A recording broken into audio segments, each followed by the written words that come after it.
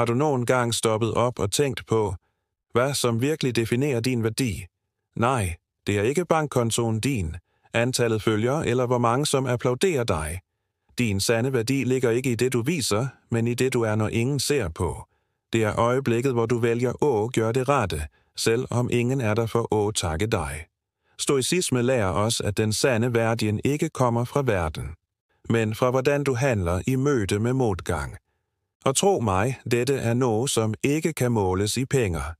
Hvis du ønsker at forstå, hvordan du kan bygge denne værdien indenfra og ud, og er klar til at opdage kraften, som kommer fra indsiden, inviterer jeg dig til at se den komplette videoen på kanalen Vor. Bare klik på videoen relateret her, og du bliver sendt direkte til videoen, hvor jeg forklarer alt om, hvordan du bygger din egen værdi. Og hvis du sætter pris på personlig vækst, inviterer jeg dig også til at abonnere på kanalen. Lad os gå sammen på denne rejse mod selvindsigt.